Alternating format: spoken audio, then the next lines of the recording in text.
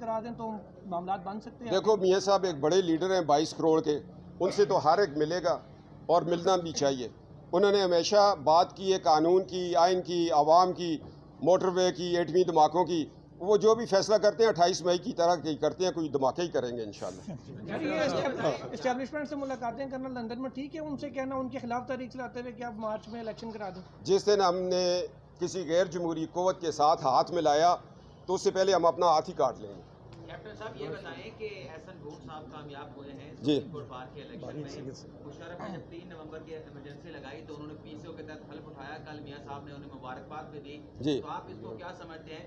دوسرا صاحب یہ بتائیں کہ جب پی ایم کا سوال ہوتا ہے کہ مشرف نواز کا اگلا وزیر اعظم کون ہوگا، مریم صاحبہ بھی گول کر جاتی ہیں، شہباز شریف صاحب بھی گول کر جاتے ہیں سوال کو، لیکن آپ کہہ رہے ہیں کہ آپ کو مریم نواز صاحبہ وزیر اعظم نظر آ رہی ہیں۔ دیکھو وہ دو سیاسی بات کر رہے ہیں، میں تو روحانی بات کر رہا ہوں۔ مجھے روحانیت میں تو مریم نظر آ رہی ہے، میں ولیوں کی اولاد ہوں، تو میری تو دعا مریم کے لیے بھی ہے، شہباز صاحب کے لیے بھی ہے۔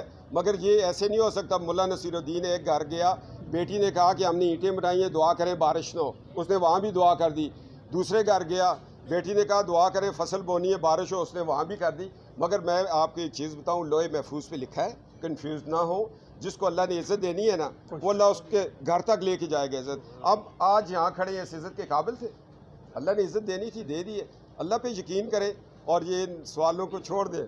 مجھ سے پوچھیں گے تو میں تو مریم کا ہی نام دوں گا۔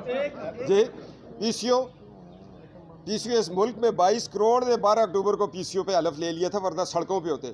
پی سی او کا حلف نہیں لیا تھا تو اس تحریک نے نہیں لیا تھا جو ایوب خان کو گھر بھیج کے آئی تھی، وہ تحریک جو یحییٰ کو گھر بھیج کے آئی تھی، وہ جو ضیاء الحق کے خلاف تھی، وہ تحریک بعد میں جو مشرف کے خلاف تھی اور آج بھی ہے۔ 3 نومبر والی بات کر رہا ہوں، اس وقت شاید پی سی او کے حلف نہیں لیے تھے، عوام نے سڑکوں پہ تھے۔ جی 3 نومبر کو جو بات ہوئی تھی، وہ 3 نومبر جس کی پاداش میں جسٹس وقار سیٹھ مرحوم اللہ اس کی ہڈی ہڈی جنت کو لے کے جائے، شکر ہے ہمارے صوبے کا تھا خیبر پختونخوا کا، اس نے کہا تھا 3 نومبر والے کو ڈی چوک میں ٹانکے، زندہ نہیں آتا مردہ ٹانکے۔ انشاءاللہ تعالیٰ یہی بوسن صاحب ہوں گے، جب اس کی ڈیڈ باڈی آئے گی تو یہاں اس کو ٹانگیں گے۔